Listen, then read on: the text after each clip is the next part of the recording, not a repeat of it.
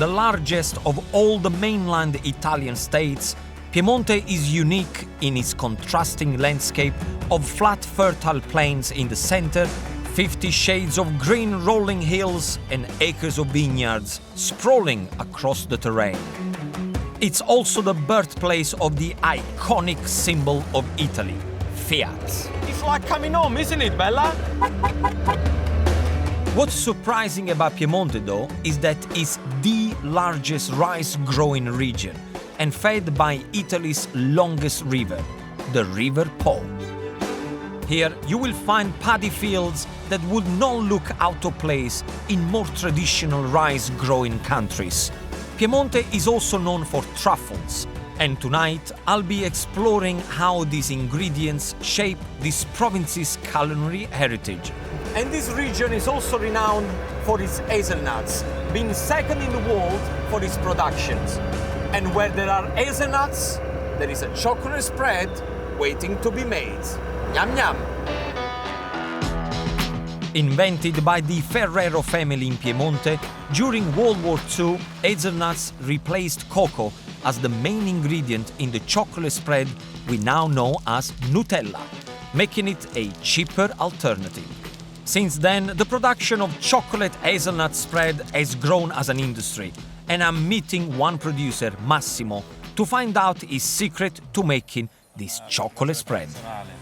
Quindi so da un centinaio d'anni, già i miei nonni coltivavano la nocciola. E tu personalmente?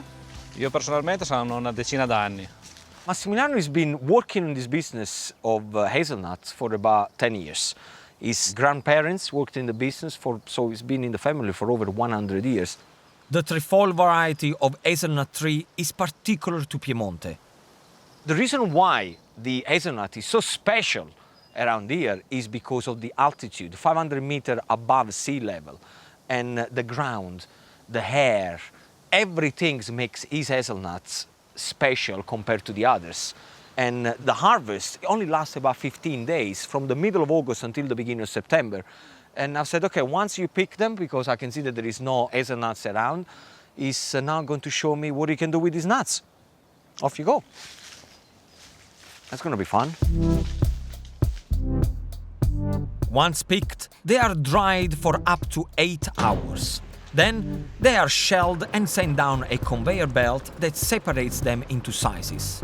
After being toasted for an hour, they are then selected by hand. So the clean one, they sell them because they're nice and clean and shiny for shops or restaurants. The one with the skin on, he uses them to make the hazelnut cream. And the broken ones? Quelle rotte, granella, farina. The broken one, he makes flour. Quanti chili di nocciole lavori all'anno? 40.000 kg all'anno. He does 40,000 kilos of hazelnut every year, and every single one is selected by hand. I mean, it's a lot of work. I'm surprised that I haven't invented a machine that can just pling, pling, pling, flick them through. So this, to me, is the ultimate hidden Italy secrets. Think about at home, next time that you buy a jar of chocolate spread, look the amount of work that we're doing here just for you. And eating, of course. And the hard graft doesn't stop there. Only 4 other ingredients are added to the nuts: cocoa powder, sugar, powdered milk, and an emulsifier. 2 hours later, the spread, or gianduia, is made. And I can't wait to try it. I'm starting with one that's almost 100% pure hazelnuts. Pronti? Via. Buono, eh? With this one, you really get the flavor of the hazelnuts. Then onto the milk chocolate spread. Buono questo. Buono.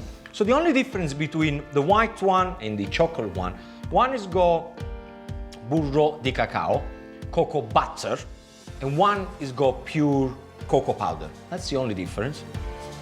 And finally, the dark one. Very different. Proprio un'altra cosa. Definitely is bitter than this one. So, we got the 3 versions, one made with cocoa butter, 2 sweet, Then we go the dark one, more cocoa powder, less sugar. Good, but not really my thing. Since I was a little boy, I prefer the middle one. Questo è più buono. I couldn't come here empty-handed. Guarda che t'ho preparato. Biscotti. So I made these biscuits using gianduia as a thank you. Vedi? Così si mangia il biscotto, così. porco Giuda. Well, that has given me the sugar rush for my next Piemonte pit stop. I'm going back towards Alba and hoping to find something that is practically worth its weight in gold. This region is also known for its black and white truffles, or the buried treasures of the woods. For me, they are the true king of the Piemonte gastronomy, and their nobility is reflected in the price, with white ones fetching up to 2,500 euros per kilo. A truffle is nothing more than a fungus that it lives underground instead of the one that we usually know that they live underground. Luca has been hunting out truffles in this area for 3 years. Qui abbiamo 2 ettari, 20.000 metri. 20.000 metri. Diciamo di sì, sì. He tried to find truffles in 20,000 square meters of his land. It's here he searches for both black and the rare white truffle. Estivi e invernali. Interesting, because whenever you talk about truffle season, there is no actually a truffle season. You can hunt and foraging for truffle all year round. The only difference is that there are summer truffle and winter truffle. I wondered how many black and white truffles Luca could actually forage. So in 1 year, he can pick between 50 and 60 kilo of black truffle, which is the most common one, and only 5 kilo of the white one. As truffles are so valuable, is there fierce competition between the hunters?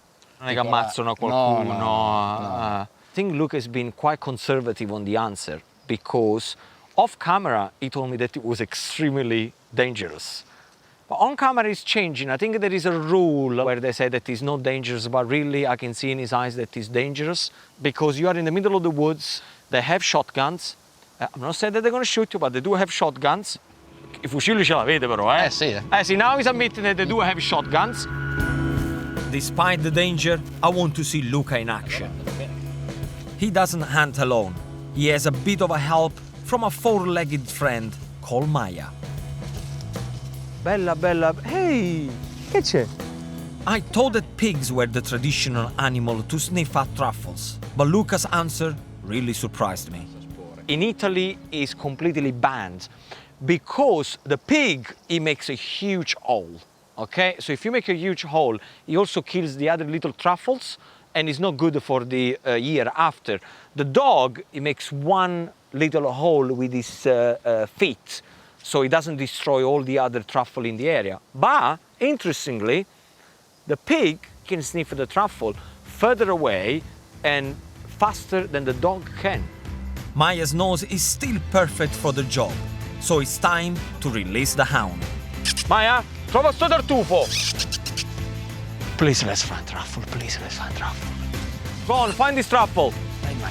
Maya will have around 300 million olfactory receptors, compared to a mere 6 million in us. And it looks like my luck is in. I think something is happening. L'ha trovato già? Sì, sì. I think we found one. I think we found one. Prendi la Maia. Oh! We found a truffle! This is what it's all about. Black truffle. People pay a hell of a lot of money for it. Let's go and cook it. Andiamo a cucinare? Sì, Andiamo. dai. Well done, Maya!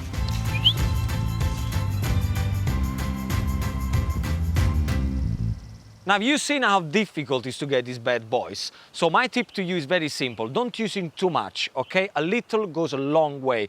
The recipe I'm going to show you, I wanted the truffle to be the star of the show. And how do I do that? By preparing bistecca con burro e tartufo, which is a nice simple steak with a truffle butter. And where do we start?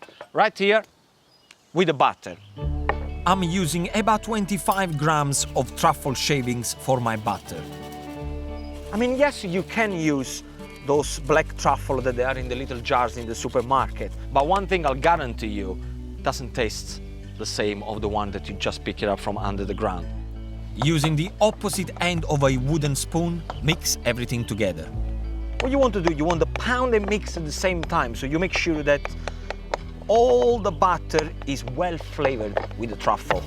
The batter then needs to be chilled, so spoon the mixture onto a piece of cling film, then roll it into a sausage shape, and for a different twist, add 3 cloves of chopped garlic instead of truffles. You can keep it in the fridge as long as it said the use-by date on the top of the batter, or you can put it in the freezer and it can stay there for up to a year. Next, how to cook the perfect steak.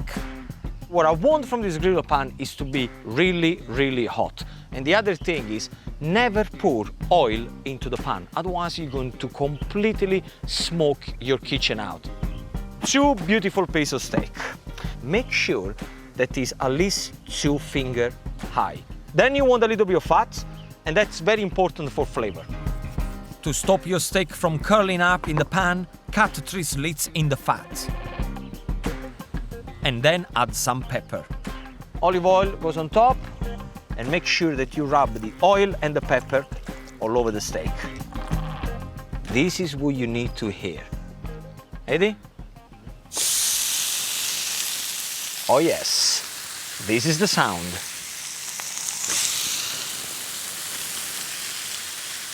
A good steak should be eaten medium to medium rare. Not well done, otherwise it's like eating the sole of your flip-flop. Okay, so this is ready to be turned. Every time you move the steak, the moisture comes out. So if you want the moisture to stay in, you move the steak once only. While the steak is cooking, bring out your butter, slice and remove the cling film, and put a couple of discs on each of the steaks. It will only take 2 minutes to cook on one side. The butter is going to start to melt, and the flavor of the butter and the truffle is going to get into the meat. That's when the magic is going to start to happen. And the smell, mwah. Okay, the steak is ready. Let it relax. Slowly, slowly, until you get nearly at room temperature, and then it's perfectly ready to be served. Season with salt and then slice. Fantastic. Cooked to perfection. So arrange the meats all around the plate on top of the rocket leaves. The only thing that I got to do, shave some truffle on top. Oh yes. Okay, I'm happy with that. Then finish with a little extra virgin olive oil. And Luca is going to love this. Luca! È pronto? Guarda che ti ho preparato. Assaggiamo. Assaggia, assaggia. He wants to try. Of course. Speciale. Buono. Bravo. The flavor is like sottobosco, so it's like woody, earthy flavor. È unico come sapore. It's very unique. Difficult to explain, but delicious to eat. With Luca's endorsement ringing in my ears, I can't wait to find out what other secrets this region has to offer me.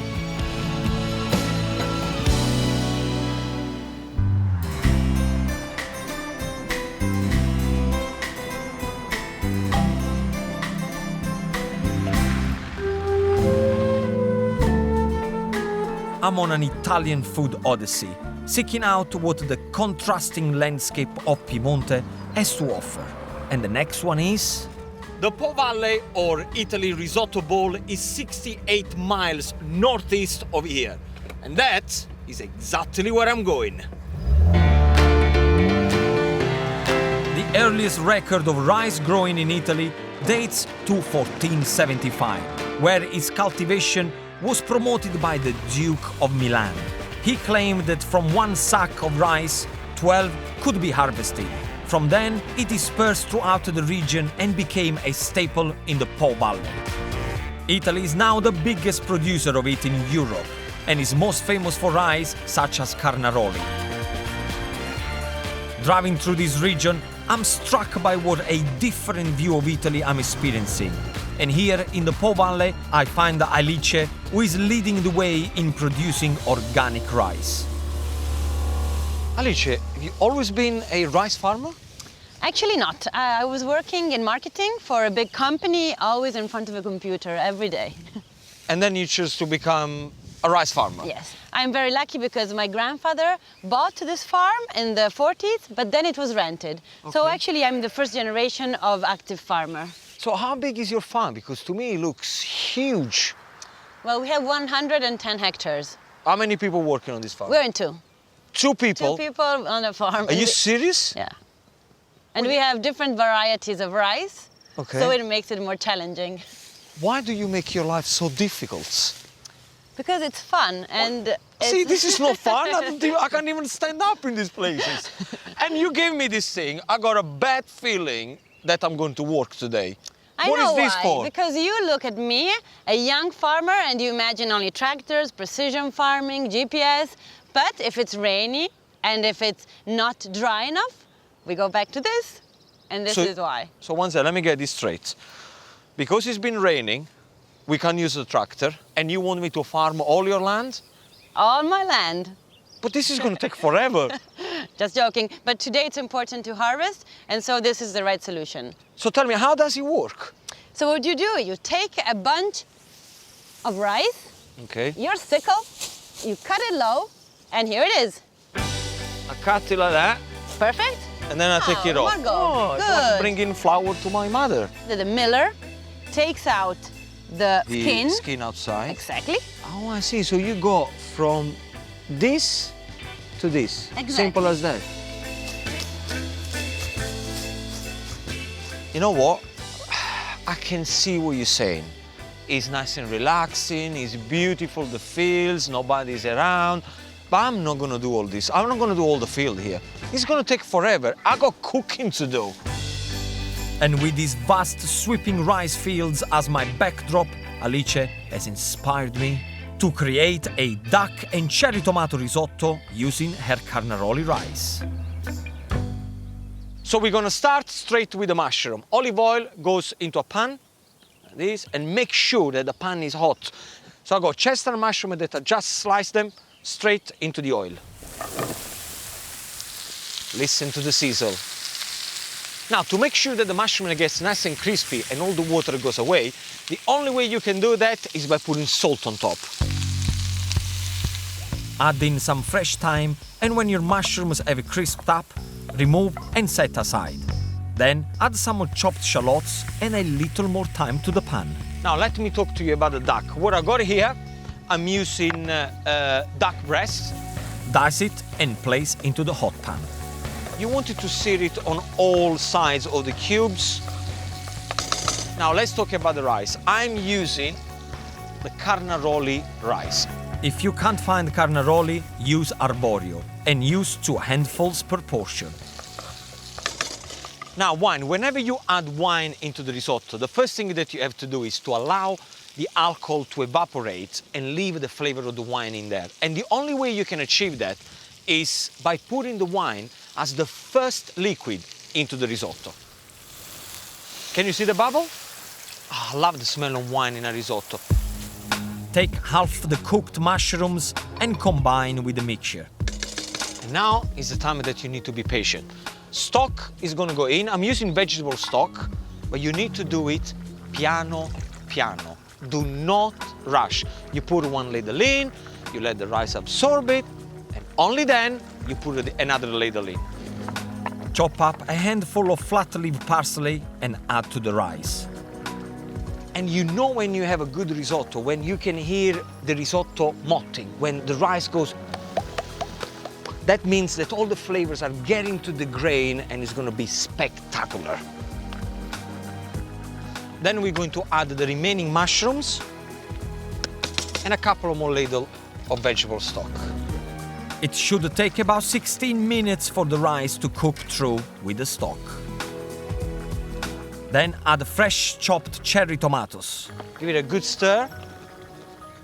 And to make the creamy texture, switch off the heat, So we're gonna put a big knob of butter in there and grated Parmesan cheese on top.